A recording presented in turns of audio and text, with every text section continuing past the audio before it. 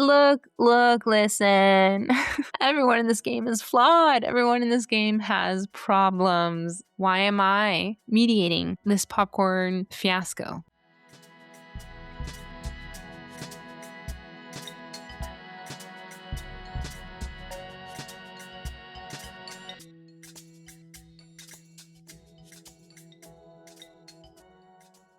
Hello, and welcome to Stardew Tea, a Stardew Valley gossip podcast. I'm Shirley, brewing up stories, secrets, and speculation from Stardew Valley, and I'm here to talk to you today about a couple that is having a hard time.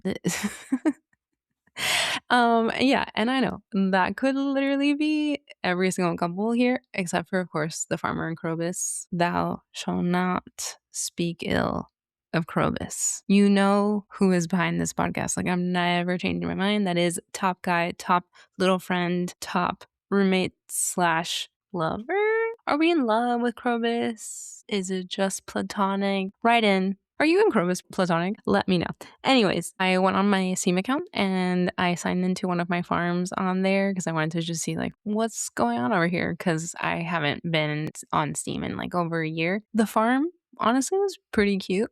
And I was in year 2 of spring 28 or something. So some people were new in town. I was figuring it out. And I ran into Jody and Kent, who definitely are not having a phenomenal time and have not an ideal relationship. I mean, to be honest, like the vibes across every single couple in this town are rancid. Pierre and Caroline, rancid. George and Evelyn, rancid. I mean, literally, I am still so hung up on the fact that George and Evelyn cannot get into their bed. Like, please, please. I'm going off topic immediately. Please, in 1.7, can Evelyn go the fuck to sleep in her goddamn bed? Please. Oh my God, that woman is tired. That woman is so tired. George is tired too. George is tired too, of course. But Evelyn, Evelyn, please go to bed. Be good to my girl, Evelyn. Because, again, her marriage, vibes, rancid. And Robin Demetrius, rancid. Like, are they in love? I don't know. Out of all of the couples, I do think that Robin and Demetrius do have the best relationship. Like, at least they go dancing. At least they're not a secret like Lewis and Marnie. Everyone knows.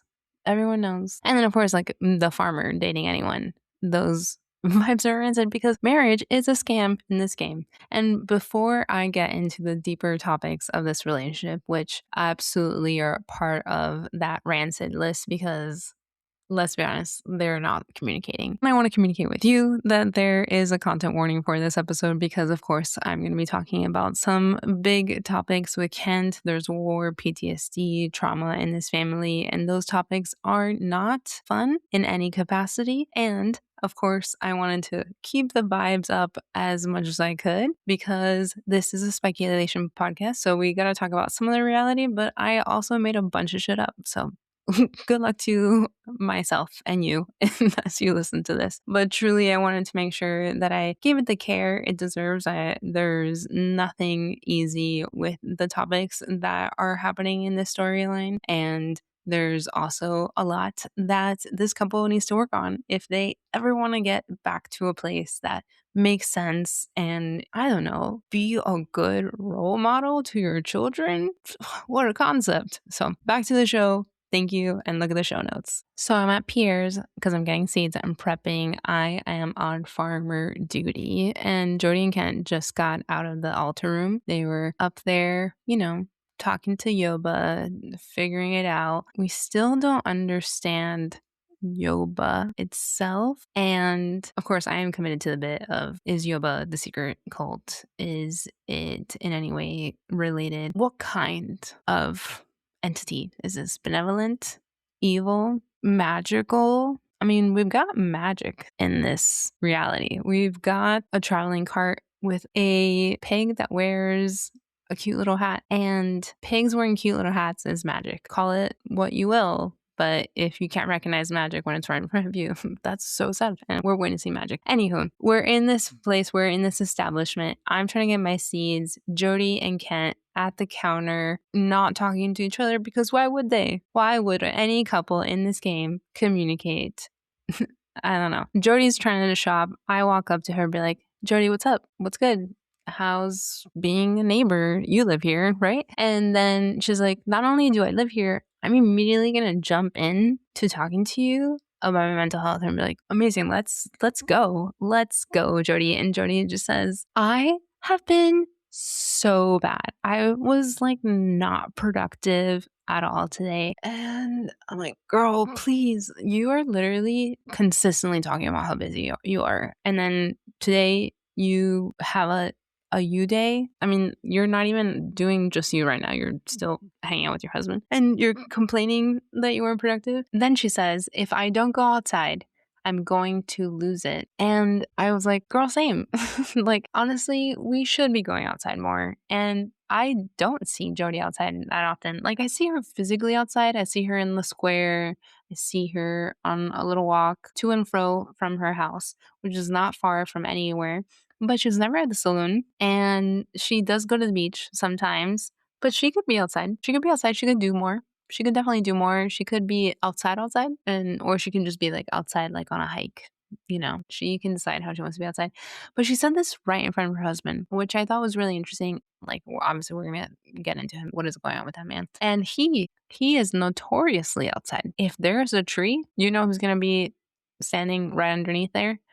Kent. And you know who's not standing underneath that tree with him? His wife, his spouse, Jodi. No, she's at home alone washing the dishes. So she's saying that, and I'm like, yup, okay. You know, you could tell your husband that you want to do more, but thank you for telling me. And then I went over to Kent because I was like, of course, you must also have some gossip for me, some drama. And Kent was like, I don't know who I am anymore. It's been really hard. I'm having a hard time. I'm like, this is spring of year 2. He literally just got back from war. That makes a lot of sense. Of course, you don't know who you are. It is very normal, but also, I don't know who you are. I'm just like, I'm sitting with like this complete stranger to me because I've been here for a whole year. This guy just got back. Is like, I don't know who I am anymore. It's been so hard. We've barely talked at this point. And I'm like, okay, yeah, like, damn, dude, that sucks. And I appreciate the honesty. Thank you. I feel like you were telling me that you feel comfortable enough to tell me what's going on, both of you, clearly. And that makes me feel so special as a farmer. And I also only came here to buy seeds. And we're literally in the middle of the store. Pierre is behind the counter just writing in his little sick journal. I have this working theory that, you know, there is this cutscene with Pierre where you walk into his room and behind a bookshelf, he's putting away a secret stash and he gets super pissed off when you walk in. He's like, why are you here? I'm like, I don't know either. My apologies. He's hiding his secret stash and he says like, don't tell anyone. And you can say like, you're gonna tell everyone or you're not. I always choose that I'm gonna tell everyone. But the thing is, we don't know what that is. And while I do want to spread gossip and misinformation about Pierre, I want it to be informed. That's really important for me. The gossip's not the problem. I just want to make sure I have some facts to back it up. And it's just a secret stash. You know, it could be drugs. It could be that he has like propaganda. Is he a secret spy from the Guitaro Empire? Which would make a lot of sense. He's seeding discord. He's trying to overtake the mayor when the governor is visiting. So it's possible. This feud with Morris is interesting because there could be two. People can recognize the importance of having food that isn't processed, and people also need to have access to lower cost food. And when he is given the chance to lower the cost of his food, he doesn't. He's like, what if I charge everyone, I don't know, I forgot the full number. It was like 10 bajillion gold for this organic item. And everyone's like, are you out of your mind? And he's like, no, but I could like half it, and everyone's starting to leave. He's like, oh my God, I don't understand. Why is everyone mad at me? Me. Like, okay, so secret spy. He could also, of course, have insert literally anything. But I also think he could have like a little gossip book where he just keeps tabs of people, kind of like the lost journals that are all over the town that you find. I know that he's not the writer, but what if he was just spreading rumors and he's like, Kent and Jodi don't talk to each other. Kent doesn't know who he is. Who is Kent? Here, I'm on to you. I know you're up to something, and I know you're keeping tabs on people. And as I've said hundreds of millions of times, this town needs a therapist, and it can't be me. I have way too much on my plate right now, and I cannot take on their bullshit. Also, like, it's so much work running a farm. I cannot do this too. And everyone needs help. Everyone needs help. I mean, imagine you wake up at 6 in the morning. And you're like, okay, I'm up. I gotta go plant my seeds. I go water my crops. I gotta like make sure my pets have water. Then I go look at the chickens, get the eggs. And then you expect me to do all of this, buy and sell and trade and do the little things that the townsfolk asked me to do, like, oh, like go slay a ghost and give me some prismatic slime or whatever. Like, you go do that. You go do that. It's a Wednesday. Like, I just want to kick up my feet and watch Queen of Sauce or any other TV channel that hopefully I have. It'd be great if there was other kind of entertainment in this town. But no, I have to go do this. And then you also expect me to be the town therapist? Give me a break. Give me a break. Why would I do this? Why would I be the town therapist? What farmer do you know is a town therapist? Truly, if you are a farmer and you are also the town therapist, I would love to talk to you, because where do you find the time? Do you have people come to your farm and then you're like, yeah, I'll talk to you, but you have to like come and prune the blueberries? I feel actually that would be a fair exchange. If people want therapy, they can come to my farm and do manual labor. And then once we have done manual labor from 6 to about noon, I can talk to them for 45 minutes. I feel like that is definitely a fair exchange. So on second thought, I would be interested in it, but we have to compromise. We have to compromise. And this couple, Jodi and Kent, I don't know if they're compromising. I think that they're just avoiding the general subject, which is things have changed. Things are not good, potentially never were, and they're definitely worse now. It's like they are physically at Pierre's general store. Mentally, they are eons and light years away from each other, and emotionally as well. And that is very sad. And I hope that they can come back to each other one day, but it's not on me. It's not on me for them to do that. So anyways, Jodi and Kent are the parental units of Sam, who is, of course, a dateable NPC, and a small child by the name of Vincent, who is trying to figure out their place in the world and how to read the books that Penny is assigning, and also what food groups that they like, because that's what you do at that age, and having a really hard time with the household that they are in. The kids know that something is wrong. Vincent knows that mom is not happy. And then once dad comes home, Vincent also knows that dad is unhappy. And not only is dad not happy, dad's not paying attention to Vincent. And then Sam has quite a bit of dialogue about this too, and like definitely an awareness of the emotional and mental pressure that Jodi is under to try to like keep it all together, and it's absolutely impacting them in negative ways.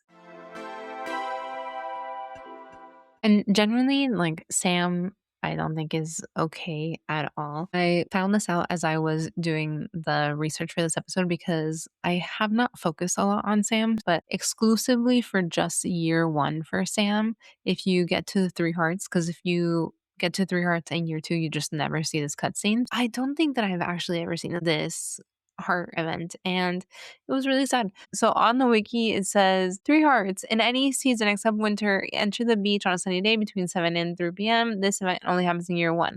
Details: Sam was watching his brother Vincent play in the sand. Sam says his dad used to take them to the beach on sunny days.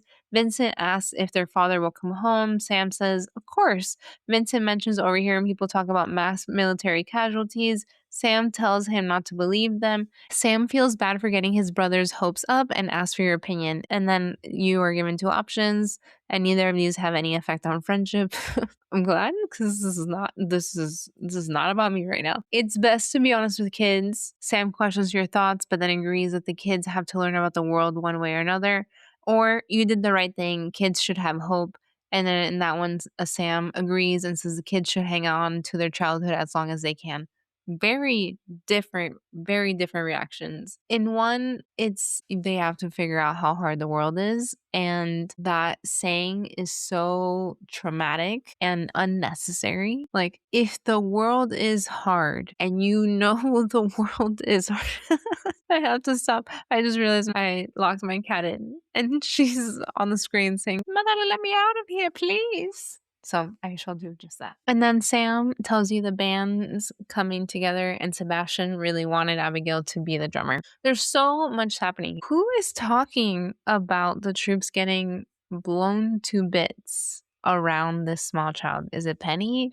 Is it Jody? What other he said other adults. If it was Jody, he would have maybe said mom. But can we have some awareness, please? When I was watching it, I said, oh my God, who's saying that? But the reality is, if people are saying that out loud to each other in places that Vincent is hearing about this, the war is terrible. Any war is terrible, no matter the number of casualties. One person, thousands, millions of people. Like, every single war that is actively happening right now is absolutely fucking terrible, and we should have no wars whatsoever. And in this example, we're seeing that they're talking about thousands of troops are dying. So the reality and the fear of, will their dad return, because this is happening in year 1 before we know that Kent actually does come back, because that's not a guarantee. They're absolutely terrified. They're absolutely terrified. Like, that's such a heavy thing for this little kid to come ask their big brother, here's what I heard around me. Do you think that's true? Like, is dad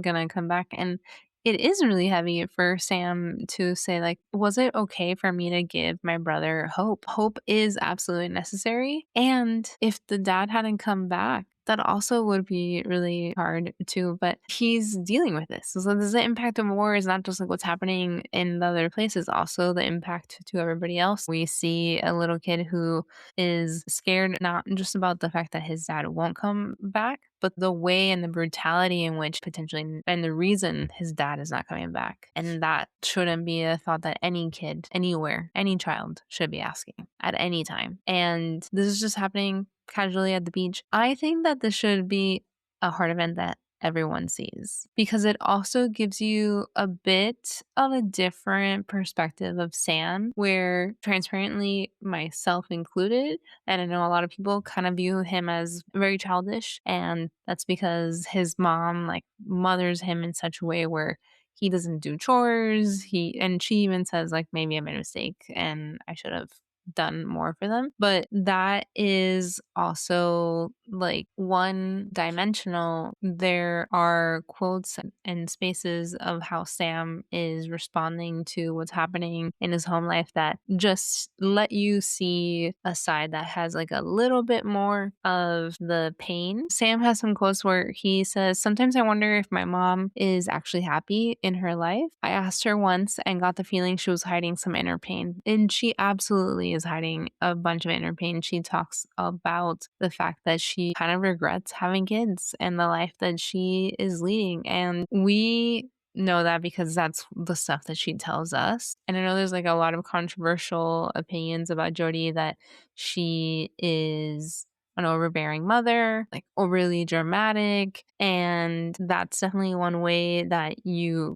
can view that, and a very valid response, because sometimes parents do act like that where there's not like a concrete rationale for doing that. And especially under the foundation that you're getting mad at a kid. Being a parent is such an important decision, and it is one that should not be made lightly. If it's a choice, sometimes it's not. In this instance, like, I think we find that Jodi might be regretting the life that she has picked. And it's very possible that she feels trapped in her circumstances, and husband is off to war People are talking about the casualties off in the streets that my small child is listening to and having to say on a beach day, hey, what's going on? Like, should I have any faith? Should I have any hope? Like, this is a small kid. So outside of that, she also can be reactive. And it makes sense to have a response to what's happening around you. I mean, she's not in an ideal situation whatsoever. And I do think that the way her character is portrayed is kind of like a stereotypical mom, in the sense of she is very reactionary to things that truly at the end of the day are not like the end of the world. For Sam's 4 heart event, we walk in at his house and he's in the kitchen. He's saying, hey, how's it going? And says, oh, I think I could like have a snack. Do you want a snack? And then offers me an egg, which is fully raw egg.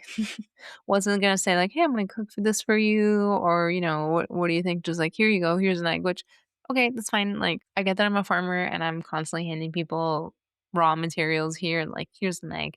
Here's is mayonnaise? Mayonnaise is not a raw material, is it? Is it a raw material if I haven't pasteurized it? Is anything that I do on my farm pasteurized? How would concern Abe add pasteurizing into the farm? Now I'm concerned. Have I ever has the farmer during any of the canning processes given anyone like botulism or gotten them ill and then they have to go to Harvey? Have I done that to myself? I don't know. Tangent. But yeah, Sam offers me this egg, and then in the process of offering me the egg, it falls and it splatters, which is gross. Like, egg falling off on the floor is not ideal necessarily. And Jodi hears it, comes in to kitchen like, oh my god, this is absolutely terrible. Like, how could you let this happen? This is the worst thing ever. And it's a really oversized reaction to the event at a factual level of like what has happened, which is Sam was handing me an egg. The egg has fallen. It has hit the ground now and it is splattered on the ground. And so then the logical next step to this action that has happened is that it should be cleaned up, but there is actually no emotion behind the action.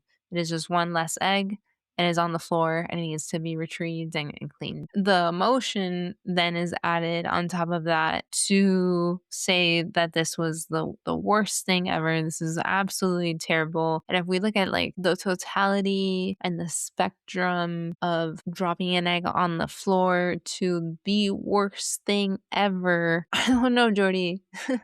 This is probably not the worst thing ever, especially just in the realm of what is known to her. So even if she didn't know about every terrible thing that could happen in the world, she is aware that her husband is off to war. So is the egg the worst thing ever? No, it is absolutely not. But is that a common response that people have sometimes when they're like super stressed out about something and like something terrible is happening over here and then they can't deal with that terrible thing happening over here? And so instead of dealing with that, then they will overreact to something. Yeah, that's like super common. A really quick scene, but also a great representation on how he was anticipating and ready to have this interaction with his mom when he dropped the egg. And it's not ideal to live in a household where like every small thing is something that your parents yell at you about, because then you start taking it as like, I'm bad. I'm like morally something is wrong with me because you mishandled a food object or you made a spill. Like,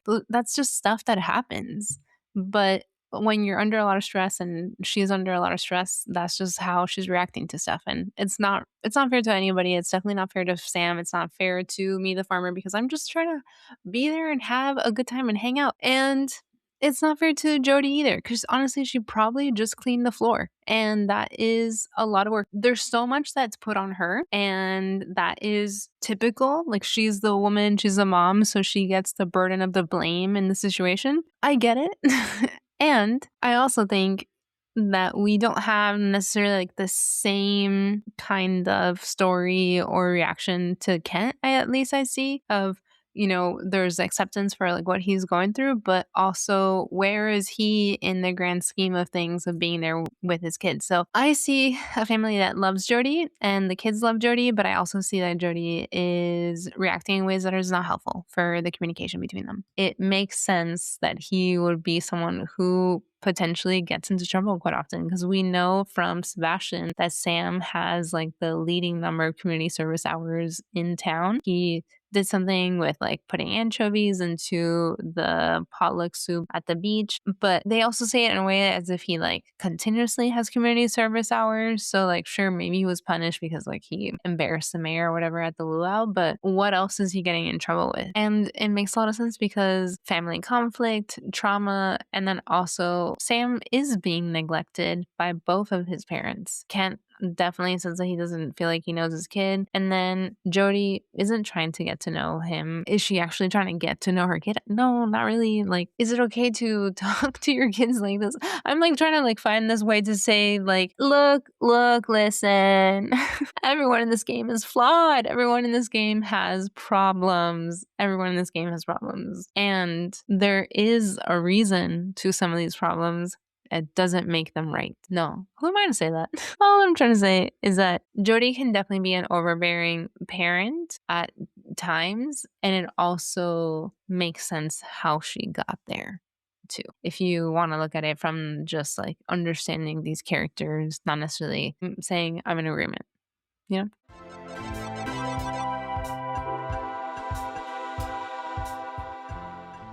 What I see from my perspective is that she's a parent who's overwhelmed. She's trying to hold it all together. And the more that she tries to control what's going on around her and also continue to portray that this perception of like, I'm a mom who has no issues, everything's fine, like I'm good, everything's good.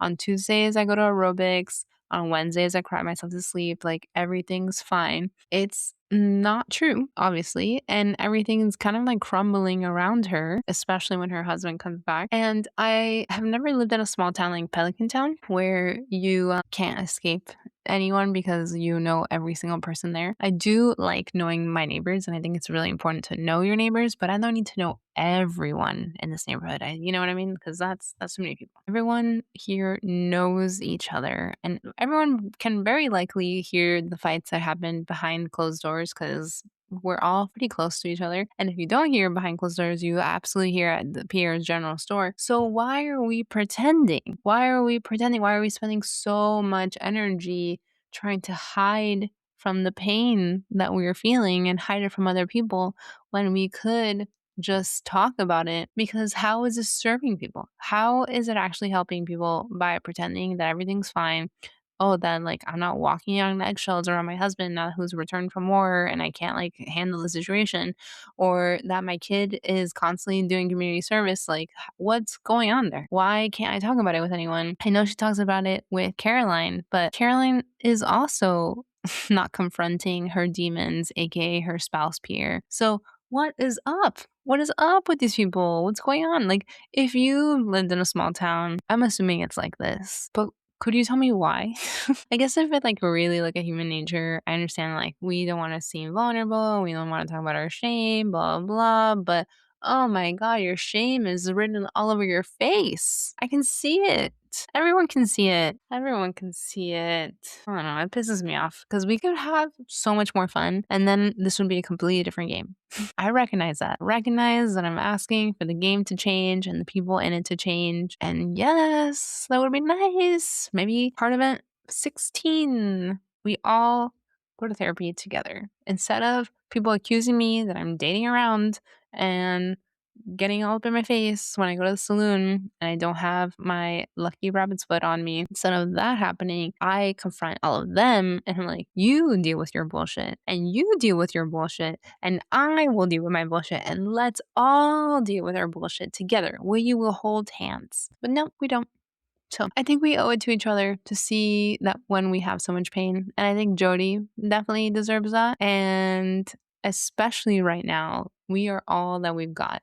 We are all that we've got. We are living, I'm talking about like real life, breaking the fourth wall here. We are all living through really hard times. It doesn't matter where you are in the world, something in your region is happening that isn't ideal. whether it's the impact of climate change, data centers heating up where you are and making it impossible to live with the noise, water drying up in a bunch of places. There's fires happening. There's war. There's famine. There's genocide. There are so many horrible things happening in this world. Can we at least talk to our neighbor? Can we at least be honest and see if we can hold space for each other? I think that would be really nice. What I do think is important and what I love about every character. Yes, Tulip. Thank you. Thanks for bringing me that toy. Do you want to come be on the podcast? Tulip, say your piece. Exactly. And that's what I've always said. And Jodi, like many of the non-romanceable characters, has only 7 hard events. So you have a limited amount of content and context to understand who is this woman? Who is this red-haired siren? Who is this dishwashing maven? She's wearing gloves. She understands the importance of taking care of your hands. When you are washing them too often, you can dry them out. So it is nice to take care of them. On Tuesdays, find her at Pierre's General Store. She's going to be sweating it up. She's going to be dancing. She is a diva on the dance floor. She's having a phenomenal time. If it's not Tuesday, if you don't have the community center restored yet, she will be at Jojo Mart and she arrives at 12:50 and she leaves at 5 p.m. So I have not gone to see what she's doing while you have a Jojo Mart, but I wonder if it's the same thing that Pam does, like her secret shopper self, where she just stares at the different shelves. And I'm interested to find out if that is something that she's doing. So we'll find out more. But anyways, if you establish any kind of level of friendship with her in her 2 hard event, you are able to enter her room and then you can read a letter that Kent sent her that she keeps in her drawer next to her bed. So the letter to me is so beautiful and heartbreaking because she likely has had this letter for some time. It's actually not established of like how long Kent has been gone for. If it is, I just don't have it in my memory bank. So she gets this letter from Kent. She keeps it on her bedside table and she doesn't talk to you about it, but you find it if you're rummaging through her stuff. And it says, Jodi, since I'll be coming home soon, I want to tell you a few things. I might not be the same man you remember. I've seen some things out there that have really shaken me up. I've been having a really hard time relaxing. I don't want to scare you or make you upset. I just don't want you to be shocked when I get back. Remember, no matter how I act, you and the kids mean everything to me. I'll see you soon, Kent. That is heartbreaking. That is a man who's writing this letter in the depths of his pain, recognizing that the person that he once was potentially may never exist again. Maybe we can get back to it. And he is preparing her also to be okay, I guess, or like accept that which is unavoidable. It's not like if she doesn't accept it, it'll be a different outcome. It is what it is kind of thing. That he might not be the same man you remember. He returns, but does he? But he does return. And I will just say this. He could have also returned as a vampire. He could have returned as a vampire. He could have been in the Guitarro Empire, gotten bitten by a bat, come back, and he's like, listen, folks, I have the blood of Akasha in me. I have been traumatized. I've gone through a bunch of stuff. I need to be by a tree. I need to be one in myself. I'm going through changes. And that could have been unique. That could have been fun. We live in a realm where we have a wizard. So having a vampire is not a hard thought to follow, is all I will say. There are fucking ghosts in the mines. There are skeletons. There are creatures of the night. Kent could be one of them too. And he comes back, and it's sad because before he returns, Jodi talks about the fact that she goes to the altar room and prays to Yoba, that she is wanting her husband to have a safe return and trying to stay positive, but it's hard sometimes. So then he does return, and there's 0 event about this. Like, truthfully, if you hadn't been talking to this family and all of a sudden you were just walking around, there is just a random guy that appears on year 2, and you're like, who is this? What is happening? There's just people just entering, coming and going without notice. And then not only does he return and there's no like to do, 4 days later, his birthday is on spring 4. There's also no birthday party. And like, I get that he probably didn't want one. He's coming back from something really traumatic, but I feel like a little celebration would have been nice. Where is the joy that these people have? Where is it stored, and why are we not seeing it? And I don't like it. It makes me feel bad because now, after he has returned, her quotes are like, Kent has been home for a while, but he still seems uneasy. I'm not saying it's her fault that he didn't have a birthday party and now he feels uneasy, but I'm saying like a birthday party could have potentially helped, is all I'm saying. Just take it for what you will. And yeah, her quotes basically are very clear, and I've said it a couple of times during this episode, that she's obviously just not happy in this whole situation. She's not happy in the life that she has with him. And then now that he's returned, and he very clearly told her in advance, like, dude, I'm gonna be different. I've been through shit. Like, I'm sorry. And he's here, the situation has presented itself, and she'll say things like, it's nice to have a family, but I'd be lying if I said I never longed for the freedom of youth. It sounds honestly a lot like how Caroline complains of wanting to go back to her roots. These women are sharing their thoughts, their inner thoughts. The bus is up and running. What if they just went and like search for freedom through their friendship? She also has another quote that says, sigh, sometimes I dream about life on my own without a family to go after. Is that horrible? Don't tell anyone. And no, it's not horrible to want that, but it definitely would be horrible to leave your small child behind when clearly like your husband's not in a space to be able to take care of anyone in the family, let alone himself. Your other kid is a 20-something-year-old. That's not fair to him either, to like all of a sudden become the responsible party of Vincent. And Penny is not his mom. Penny is his teacher. So if you're also expecting someone else to take this, I don't think that's ideal. Should this all be on Jodi? No. There are two parents in this family unit. I think that if she truly does want to leave, she should leave with Vincent. And that's not necessarily like leaving to be on your own, but she should not leave the little kid on his own. Like, I think Sam honestly might be okay. He's a little bit older, and this is going to be traumatic no matter what. But like, if she doesn't want to be there, is it better to be there and it's very clear that like everyone can tell that you don't want to be there? Or is it better to leave? I don't know.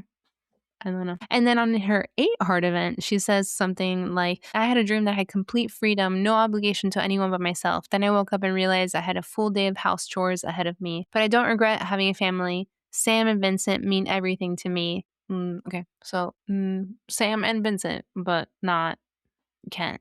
I'm taking notes, and I'm remembering every single thing that you have said, and I am recording a podcast about it. So, Jodi, I'm sorry I'm airing out your frustrations. And then she'll also say, like, we kind of rush into our marriage with Kent being a soldier and all. I hardly got a taste of youth and freedom, and now it's too late to ever go back. Just don't make the same mistake. Listen, literally every couple in this game has warned the farmer, don't get married. It's not great. You'll regret it. Either your kids will be kids who are not helping. Sometimes the parent will complain that the kid's too pale. I mean, there's a lot of complaining happening across the board from all of these adults, but the common theme throughout is that almost none of them are happy in their marriage and they regret their marriage. So I have noted that down. Thank you. And I will only be marrying your kid for their portrait. So I get it too. We live and we learn. There's also quotes that she has about when you become a parent, you have to leave your old lifestyle behind. Maybe that's not entirely true, but if you're not careful, it can happen. What was her lifestyle? Who was Jodi before she met Kent? And I think that would be incredible to have if we ever have a movie of this game or a show. I would love for there to be just a smidge of pre-Pelican Town context, especially because we learned from Sam that they moved to Pelican Town and they actually lived in Zuzu City. So she was probably going out quite often, had a larger group of friends, would go to like restaurants and do stuff. And then they moved to this town. Why did they move to this town? Is Pelican Town like closer to a military zone or something? It's just kind of like, why did you leave? And then when Kent comes back, it kind of feels like no one knows him and he doesn't know anyone there either. So it would have maybe been better to have gone back to the city, but also it would have been like quite overwhelming and overstimulating for his senses too. I don't know. It doesn't seem like it's a good choice either way here. And she'll also talk about, what do I do for fun? That's a good question. I like sleeping. That is a depressed person. I would know because I too love sleeping. And I too have depression. And I have so much empathy for this character who, I mean, I truly have so much empathy for like almost every character in this game because they are complex. Like, you can't just be like, Jodi is a terrible mom. I mean, you can do whatever you want. You have free will. If you also read through what she's going through, there's so many reasons to be sad. And she's trying to figure out how to like navigate this. And, you know, she obviously needs help. She's taking on all of the household duties. No one's helping her. She also put herself in that place. She hasn't like equipped her kids to support her in that too. I think it's probably because she feels guilty that she doesn't want the children. And I'm not even going to get into postpartum depression. I'm not equipped to have that conversation because I'm not a parent and I'm not going to be a parent. But I shout out to you, everyone, if you have ever had a kid, because it is so supremely hard. I see it all the time. And you are doing the best that you can. And if you're not, you've already been through quite a bit of this episode, so you know that there are consequences. So you should do better. And I also just see her trying to like figure out like, okay, what can I do to like make things exciting and happy in my household? When you become friends with Kent in the 3-heart event, he sends you a crispy bass and he says, I picked this up overseas. Enjoy. I want to say thanks for making me feel welcome, which is cute. And it's a crispy bass recipe, which is connected to a heart event that we also have with Jodi, and that is her 4-heart event. So they could kind of like be happening simultaneously. And in the 4-heart event, she comes to the farm at, again, 6 a.m. or something. She'll be there between 6 and 9:30 a.m. So if you leave right at the crack of dawn, you'll see her and be like, hey, back off, lady. If you leave the house at 9, I feel like a more reasonable hour, but I still didn't approve of someone coming up to my household. You should text me first. And I don't think that Jodi texted us. So anyways, she's there and she's panting. She's like, oh my God, I was running up here. It's so hard to get up here. I'm like, how far is my house from your house? And she'll say, like, I came by because I wanted to have you over for dinner tonight. Could you bring a largemouth bass with you? Oh, okay. Let me just go drop whatever the fuck I'm doing right now because you need a fish. Initially, that's 100% my response because I'm like, I am busy and I'm doing stuff. I probably am going to go to the mines that day. I have like another task I need to be able to do. And you want this largemouth bass. All right. Thank you for putting this on me. Whenever I have gotten that, I have definitely assumed that like if I get that notification that I need to deliver that largemouth bass that day, but you actually do not. She just says, come around the house around 7 p.m. tonight. Don't forget the largemouth bass. Bye. And then she heads out. This fish that is used for a casserole that she makes later, you can deliver this at any point after you get this task from her, which is hysterical because after she delivers that to you or she like gives you that notice, in theory, every single day, she is waiting until 7 p.m. to decide, what am I going to make for dinner? The farmer could arrive at any moment with a largemouth bass. I need to be ready. I need to have everything I need to be ready to make this casserole. So for a whole year, you could potentially not bring it and she's just waiting around. So I feel like to not be a horrible person, even though, again, I'm getting a request that like I didn't consent to, but there's no. Like when she asks, hey, can you come by at 7 p.m.? You can't say no. You're just like, okay. Like, I don't think that there's any reaction that you can have. So they're all kind of connected in a way. She wants this fish because she loves it. He learned this recipe maybe because she liked this fish. But if you go to dinner, it's also just kind of awkward. And I rewatched that cutscene of when you actually go deliver the fish. I think it's so funny because you walk in and then you just throw a fish onto the floor. You're like, here you go. And they're like, wow, it's so fresh. I'm like, I just threw a fish onto your floor. Yet you're not yelling at me that this is messy. Obviously, you got mad at your kid because an egg was thrown on the floor, but this gross live fish is flopping around your floor and you're like, wow, my God, shout out to you, farmer. You brought me dinner. I don't know. I feel like that was gross. I could have handed it to you. I don't know why I threw it on the ground, but that's the mechanics of the game. And who am I? Who am I to have any feedback on the mechanics of the game? Except for every time I've had feedback on the mechanics of the game. So that is happening. And then that cutscene is okay between them if he is there when you get that event, because this is her 4-heart event. So you can also have this 4-heart event before Kent arrives. If he is there, then he's kind of just like hanging around in the house in the living room. And then after dinner, he is outside and he goes to hang out with the trees. You're like, okay, great. There is another cutscene though that happens between the two of them. And that one definitely sucks. It's Kent's 3-heart event. And okay. So that crispy bass that you get, it seems that crispy bass happens after this heart event that is kind of dramatic. So I tend to get in the mail as the farmer, which means that you too, as well, if you are a player of this game, a couple of gifts after drama has happened in town.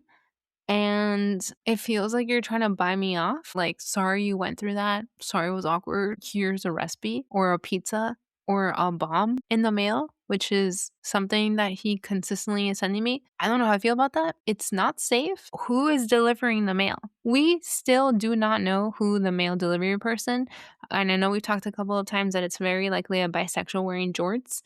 Do we want to put this bisexual wearing jorts through the trauma of having to deliver a mail with a bomb? No, I don't think that's fair. That's not being a really good neighbor, Kent. You should know you've been through bad stuff, that that's not something you want to be sending through the mail. So, anywho, at his 3-heart event, when I enter the house, he is there with Jodi, and the cutscene begins with the player walking into the kitchen, and Jodi is just like, hey, I'm making popcorn, which is like, hey, I'm trying to make vibes. I'm getting the house ready. Maybe we were going to watch a movie. We actually never know why she's making popcorn. It could just be a snack, which popcorn's a fantastic snack. And then Kent comes in screaming into the kitchen saying, that sound, you should have known that sound would remind me of the war. And then she stops making the popcorn. That whole like running in and screaming when something is happening, that dynamic seems to be something that they have co-created amongst themselves, because she had the reaction to the egg, he has a reaction to the popcorn, and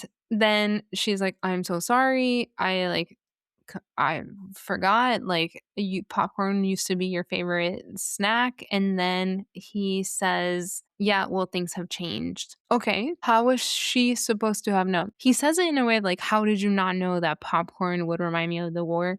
Like, I get that the pop, pop, pop sound would do that. But I go back to, Your Honor, nurse, I go back to exhibit literally everything I fucking said already. If you're not talking to each other, how do you expect your spouse to know everything that's happening? And would Jodi know this? I don't know. You have to talk about it. You have to talk about it. You should have boundaries. But also, it's the first time. I don't know. And then Jodi goes to the player and she's like, hey, could you talk to him? Could you say something to him? You're right there. You are right there. Why are you afraid to talk to your husband? Why are you afraid to talk to your husband? Why am I getting in the middle of this? Why am I mediating this popcorn fiasco?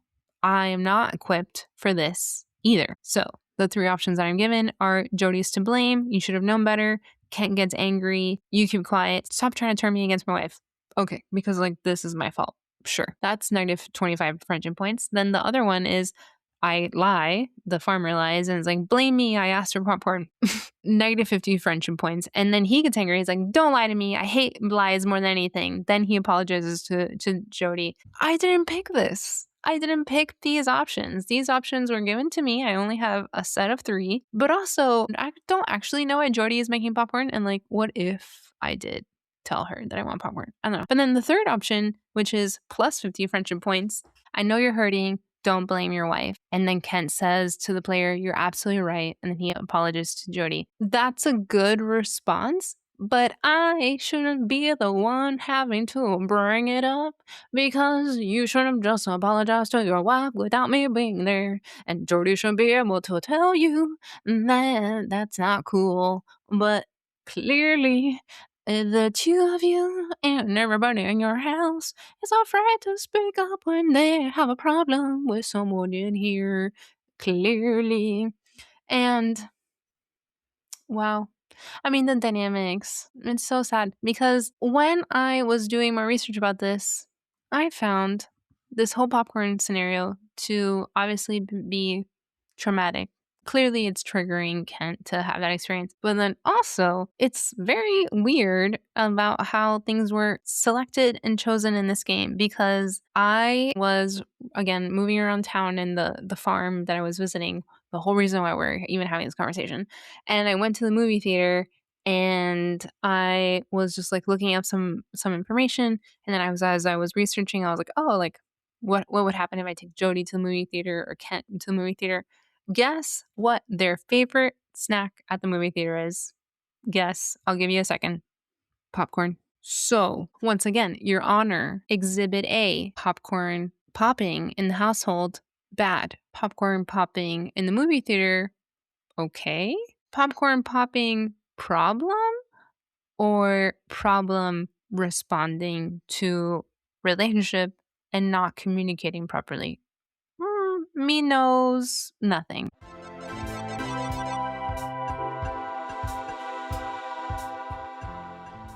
Clearly, anyone can respond any kind of way, but if he says that things have changed and then his favorite snack in the movie theater is still popcorn, I feel like if things had changed and you're going to get angry at your wife for making popcorn, Concern A should have given him a different snack to love.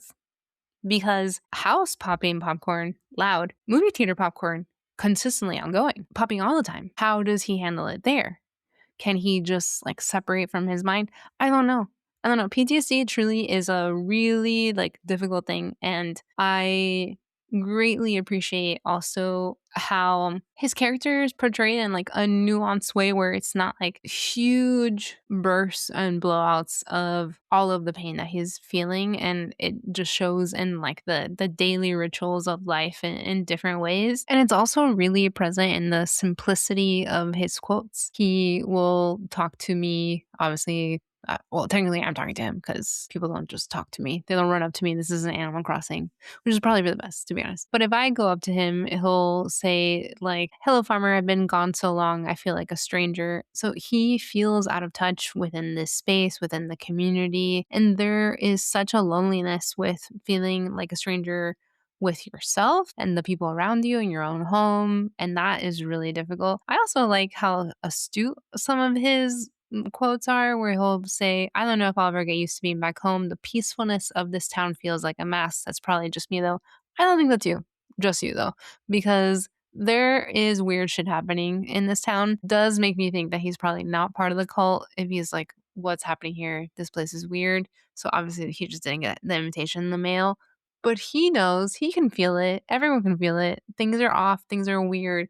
And it's likely, again, because we're all just dead, because no one ages, no one dies. So if no one dies, then we're all probably dead. And also, there is a quote here that he could be a vampire. I'm just saying. He also say, things haven't changed much since I've been gone, except that we have a new farmer in town. How long has he been gone? How much do you expect to change? I think it is fairly common most of the time, though, for like a small town to probably not change dramatically. If it is changing dramatically, something dramatic must have happened. And I guess the farmer is dramatic, to be honest. And then as you continue to get to know him, he'll also, continue to open up, and he talks about the war. And after his 6 Heart event, he'll say, I lost a lot of friends in battle. What's sad is that I can't even remember their faces. I would love if we could be able to have a much deeper conversation with Kent to just really understand the levels of things that have happened to him, and also just who his friends were. Like, could he share any information besides that? And the fact that he feels like he's forgetting them too, which I can imagine if the last time you saw some of your friends alive was during a really horrific incident, you probably do want to forget that from your mind. And it's also really common. I am not in any way saying that I know what anyone that has been through war feels like in general, PTSD is known to also create like memory loss. And so the fact that he's forgetting people is a common side effect of a really traumatic event. And that is just sad because those are people he knew and he's having a really hard time connecting to anyone in Pelican Town. He's also having trouble sleeping. So please excuse me if I seem tired. I'm sure you can understand. Yeah, I'm sure that sleeping is not like a safe place to go to. Your mind is just repeating these incidents over and over again. But also, this again could have been a really good quote to turn him into a vampire. I'm having trouble sleeping because I'm a vampire. I'm having trouble eating because I'm a vampire. You know, like we could have expanded, and I feel like it could have been fun. And then he has some quotes that make me feel like a really solid friendship for Kent would be with Linus. During the Green Rain event, he'll say, "This rain is a blessing, a reminder that there will always be forces greater than anything conceived of by man." That's actually a comfort. And while we truly still have no clue where the Green Rain came from, potentially was created by man because if it was Mr. Chi, he was once a real boy, but then he blew himself. So that happened. And I still think that he's trying to find a connection to nature. And who better to talk to him about nature than Linus? While I know that the wizard understands like the elementals, he is not good at small talk and connecting with other individuals, so I don't think that he would have been a really good friend. And then at Ginger Island, this is really beautiful text. He says that this boat ride was fun. I even got to use some of my nautical training to help navigate. Why was he helping navigate though? Like, what was going on with Willie? Was Willie having a hard time? Should we be concerned about anything out in the ocean? If there are dinosaurs in the volcanoes and in the Skull Cavern and in that little island, when you go down to Ginger Island, you can see that there is a dinosaur. If you watch that cutscene, there is likely something in the water. There's very likely a dinosaur, a huge dinosaur, a kraken, a beast in the ocean. Was he helping navigate because he knows what creatures are out there? Is Willie okay? We should talk to Willie next, to be honest. And then when he's at Ginger Island, though, he'll say, "Standing on this beach, I feel a rare sense of peace. The ocean is a very special thing, and this is a great place to bond with family. I really appreciate you fixing it up." So people, please hurry up and fix Ginger Island and the resort. It's the only time that it seems like Kent actually gets any semblance of peace, and he needs that. He needs that so much. I feel like Kent not having the community he needs is something that I would love to see as a change in the future in 1.7. I would love for him to become friends with other people in town. I think it would be really cool if he had other activities. I believe that there is a mod, I saw it on Reddit, so I'll have to find it again, where Kent said that he wanted to join the Adventurers Guild. That would be amazing. Allow Kent to go do something else. And I think if we can offer him hope, Jodi hope that things can get better, that would be phenomenal. I would love to see Kent in the Adventurers Guild and being my buddy in the mines. Like, obviously, actually, he probably shouldn't go in the mines because if he has a hard time with popcorn, like when I am in there, I'm not making the best sounds for someone who has gone through war. So maybe not. So what is he going to do in the Adventures Guild? He could also learn fishing. If he likes bass that much, he can learn how to fish. He's by the river quite often. He could learn how to do this. And I feel sad for him. And I want him to do more. And I want all of them to do more. Please expand the characters, expand the storylines. It would be really awesome. And then if you marry Sam, which I have not done yet, but it's in the pursuit portraits. He says, "It makes a father proud to see his boy become a man. You have my heartfelt blessing." Thank you so much. I never asked you for your opinion or for your permission, but thank you anyways. I appreciate it. So these are not that many quotes, and I would really love to have an expanded quote set for him because I want to know what he's been through. I want to know what he has seen. I would love to know about his friends, and I would also love for Kent to make a friend. He deserves to have more friends, and I think that would be really beautiful and special if he did. But also, why are we getting mad at your spouse and still eating popcorn? Because after that, I never see them say, "Hey, like, I know that one time that you did that, like, it wasn't cool, but also, like, I'm moving on. I'm moving forward. If you give him popcorn, he says that he loves it at the movie theater. But speaking of the movie theater, they don't go to the movies together, and people should be able to go to the movies together. I know we've already talked about this before, that in order to take someone else to the movie, then you would have to like be playing the game with a second player, second farmer, and then individually you have movie tickets. But how can I gift Kent a movie theater ticket to take his spouse to the movies? I would really like to know. He doesn't have any loved movies, but she has a loved movie. Her one loved movie is the Zuzu Express, which I would like to watch because I'm interested in seeing this movie because I don't think that I actually remember what it's like. Also, the fact that a movie theater ticket is 1,000 gold coin, that is so expensive. So her favorite movie is a black and white film about being on a train and taking on this journey where you potentially choose to go off and live your dreams and escape, or follow your heart and maybe fall in love with this guy who just appeared randomly in your train cabin. And she's like, do I follow? What was that exact thing that they said? Will she follow the directions of her rational mind or the longings of her heart? This is quite the movie to pick for Jodi, because her rational mind is like, I'm a mom, I've chosen this life, I should just stay here and suffer the consequences. I mean, honestly, that's literally what she's saying, because it's not like she's saying, I could make this better and we could be so much better. It's like, I have to suffer the consequences, whatever, I have made this choice. Or the longings of her heart. And the longings of her heart is to get the fuck out of here and go live her life being by herself, be single, mingle, free, no children, out in the wilderness, out in Zuzu City, potentially literally leaving the country. Like, I would not be surprised if she got on a plane and was like, I'm out, I'm never coming back. What an interesting choice. What an interesting choice. Every choice that has been made for this game has been thought out. So again, her favorite movie is the Zuzu City Express. She loves chocolate popcorn. He loves popcorn. He doesn't love any movie. They don't go to the movies together. She gets to see this by herself, and we never know how it ends. We never find out, kind of like the point of her story. We never know if she actually gets to leave this beautiful hometown that she very clearly doesn't like being in. And my last piece that I think is quite interesting about intentional choices, as I was researching for this episode, is that there's something about the name of one of the characters of this game that is intriguing. Jody, spelled Jody, is a military slang for a man who stays behind and tries to sleep with deployed soldiers' wives. So to give Jody that name when she is the only one married to a soldier in town, concern it, you tricky bastard. Like, is she the Jody or someone else in town jodying the Jody? Like, how does this come into play? Because this isn't just a random name that you have picked out. This is intentional. This is a military slang, a well-known military slang. You have given Jody this particular name while her husband is off at war, returned.